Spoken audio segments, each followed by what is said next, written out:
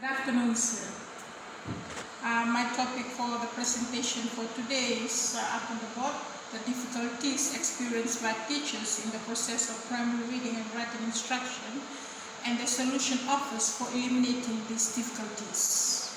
And there was only one other in my article. I will be presenting for the Tokela Group presentation from the Nukunonu campus. And the first slide that I will be presenting is the scope of the study. For the purpose of the study, it was to find out the problems that primary school teachers face when teaching reading and writing in the classroom and can identify the solution that they encounter with the problem. When I see the purpose of the study, it is clear and relevant to my practice as a primary teacher. There is a need for the study because of the discrepancies, means the inconsistency of teaching approach for reading and writing within the teachers in the classroom, which means there should be other strategies for teaching instructions, so it has to make better with reading and writing in the classroom. The study will improve teaching practice and teachers' knowledge and skill in the reading and writing instruction. My next slide is the introduction. When I looked at the introduction, the problem in the study is clearly stated. Problem is how teachers face reading and writing problems in the classroom. And the rationale is convincing enough because the concept of reading and writing difficulties are clearly defined and the importance of their roles in developed countries. The nature of the research question determines the methodology and the specific research design, which means the research question is in line with the research design. When I look at the methodology, one, the research design, I was putting it in my first point there, that they put the basic qualitative research design. It was stated in the study. But from my own perspective, I think they should put the design is a phenomenological research design, when I compare those two, the basic research design is just taken from teachers' opinions. Okay? And then the other one, the phenomenological research design, it's seen through the eyes of the teachers who have seen it and the shared experience and the inner sense of the experience. They are making meaning of the experience. It means that they are sharing whatever we face is the reality of the classroom. Opinions is different from facts. Opinions, it can be either true or untrue. But in their own sense of experience, they are making meaning of what they experience in the school. So I think that research design should be included in there. It is appropriate because the importance of the design is seen through the primary teacher's experience. The independent variable use was semi-structured interview. And then the dependent variables was the characteristics of the teachers, which is their experience and their genders.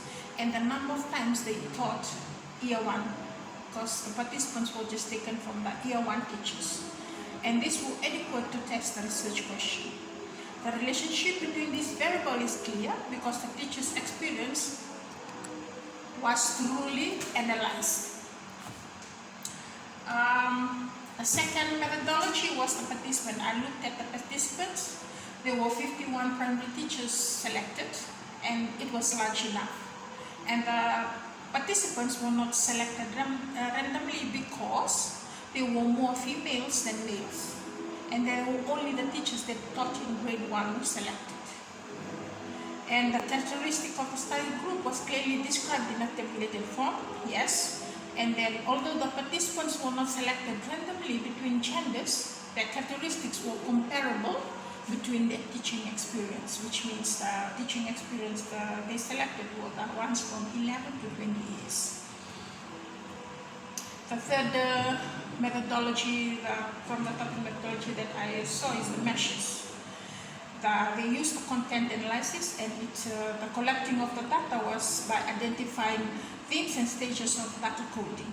And it was presented by its credibility, dependability, reliability, and validity.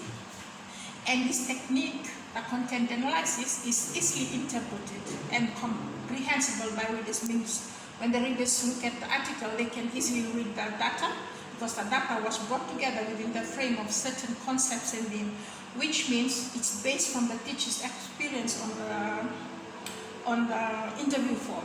So they put together those concepts and themes, and they made up the content analysis. The next slide is the findings. When I look at the findings, the data fulfill the underlying assumptions of the difficulties faced from different factors being identified. For example, there were certain factors that they identified that the teachers faced in the classroom. And the statistics were appropriate for the research question, and each of the statistics were probably tabulated in a table form, clearly with variables and factors that contribute to the difficulties teachers face. For example, there was these variables, and there was one table with the factors that said parental indifference and all these other factors that they face inside the classroom. And the strength of the study, participants were all primary teachers. Yes, it was in line with what they are studying. They are teachers in primary, and the professional experience from 11 to 20 years. And this clearly shows the overall trustworthiness of the study with the results given for the process of each experience. Limitation. The study is limited only on teachers' opinions and experience, because they were studying only the teachers, the primary teachers. And they were limited only to teachers of the first graders. And then there were more female participants than male participants. Why I say there were more female, because it was limited only to female. There were more female. I don't know why they have to do that. I mean, he has to do that. And in the conclusion, the author did not identify problems of control that were not addressed by the analysis. The author did not mention limitation of the study, but practical implication discussed in the study. And I apologize for this. I think there's only one author in the article. So he considered alternative measure to be considered in relation to the finding. There were some measures that was taken, strategies that can encounter that problem. It was in a tabulated form. The implication, the author overlooked the aims and objectives of the study to be clearly stated. I don't think I found any aim and objective in the study. And the assumption that was made that students that started early age is not ready for reading and writing. And I think, from my own experience and perspective, all children have different capabilities and potential to cope with at school age, at early age. I've been teaching year 1 for some time back in Fiji, and I've taught 5-year-olds. And some 5-year-olds are doing better than 6-year-olds or 7-year-olds.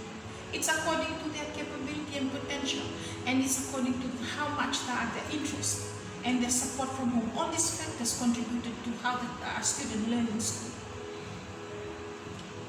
And to my own context of inquiry, relating to my own context of inquiry, I think there should be a random selection of participants of the difficulty faced in the classroom for the process of reading and writing.